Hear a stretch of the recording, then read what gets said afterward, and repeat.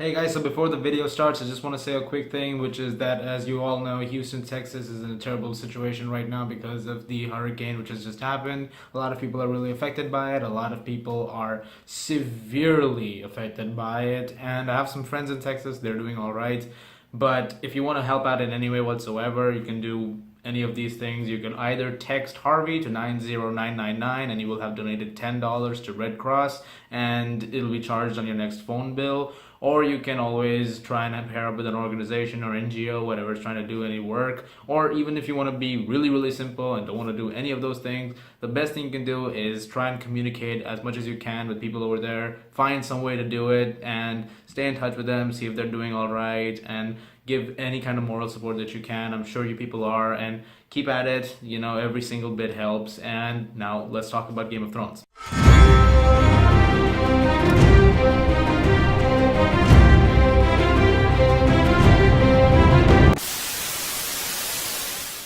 What's going on, guys? Welcome to a new set. It looks new. There's new posters over here. No, old. There's posters over there. There's posters over there. Some here and one over there. You'll see them in due course because there will be videos shot at different places as I'm doing this channel. But now that I've set up this place, I figured I'd take some time to talk to you about Game of Thrones Season 7 because I finished watching it, and I know this review is a couple of days late, but what the hell. And I figured I haven't reviewed any of the previous seasons.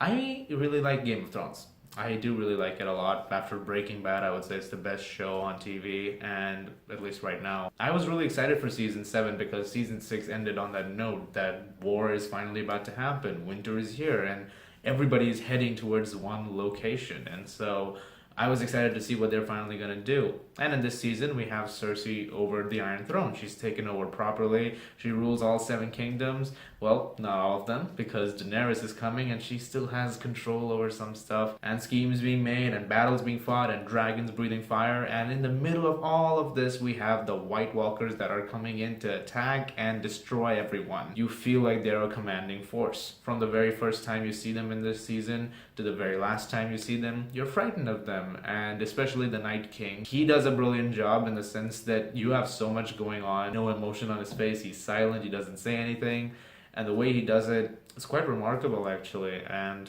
I've not really seen that from a lot of villains before, just the power of silence to really visually drive your performance. And I really like what they're doing with other characters as well. I really like what they're doing with Jon. I really like what they're doing with Daenerys.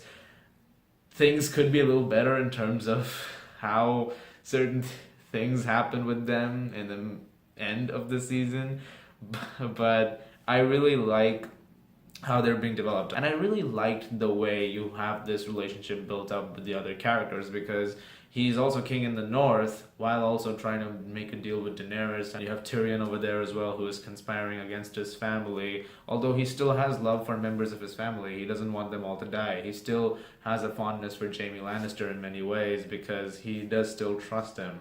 And so you have all of these character motivations throughout the entire season, which I really liked. I thought Sansa Stark was also at points very effective, and so was Arya Stark. This is also my issue though, because I feel like their storyline is not the greatest. Of the storylines which are in this particular season, every time it went back to Winterfell and you saw Sansa and Arya Stark, as well as Bran, and now he's the three-eyed raven and he knows everything, they're not doing enough with him. He's just there, he says things, he can see things, he'll say things like, we need to send ravens, and ravens will be sent, and he'll do a couple of things here and there. He can see everything, he knows everything, but he's just there. They're not going ahead with what else he can do. Like, if he gave this information to other characters, show would be over. It's really at that point.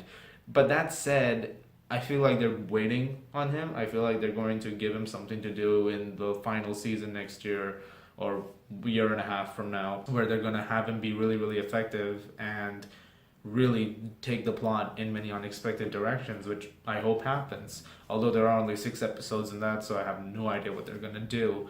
I also like the way the show constantly subverted some expectations as this one went along.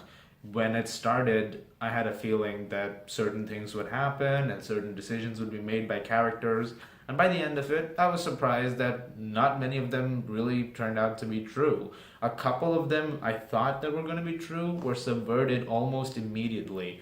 My thoughts while going into this season were that they will all ally to fight the White Walkers. And that's what you think is going to happen. And in the final episode, there is a moment where you feel like that is exactly what's about to happen.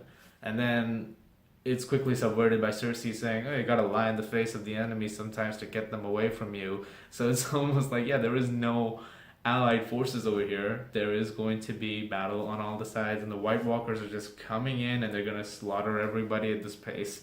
I really like the fact that it constantly did things like that to keep you guessing on what's going to happen in season 8. For example, the White Walkers have finally taken down the wall. You really don't know their motive. The show constantly tries to show you that they're doing all this amazing stuff, like the dragon coming back to life. So now he has the dragon, which I am playfully calling the Night Dragon. I don't think that's the official name. It's not, but it's my nickname for it. It just sounds cool. And I'm excited to see what they're going to do. There are possibilities that have opened up. A friend of mine actually said it best. He said that after this season and season 6, the other seasons feel so inconsequential. Like they almost have nothing going on compared to the last 2 seasons. And he's right in that sense. A lot of what's happening right now, you did not see any of that expected when you first started watching season 6. And I think that's great, the fact that the show is just getting more tense as things are going on. As this stands, though, season 7, in my opinion, could be a better season if it had a little more time. There's 7 episodes and they really move fast through things. Sometimes characters will meet after a really long time, characters who you know from earlier, and it'll be like a minute-long meeting or a 2-minute-long meeting, and then they'll just move to the next scene. Or even 30 seconds, like when the Mountain and Hound meet. It's just, hi brother. What have they done to you?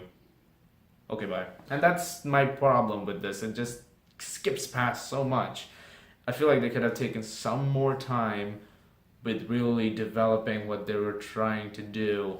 It would have actually affected a lot of the character motivations, and we would have cared a little more for the characters. As it stands, though, I really like what they've been doing this season. I really like the characters. I really like the action sequences. Episode 6's Beyond the Wall sequence and Episode 4, The Spoils of War. Fantastic action sequences were executed in those particular episodes. The dialogue was also really good. Sir Davos's cocky comments every now and then were also really entertaining. Like after Daenerys' full introduction, he just looks and says, "This is Jon Snow."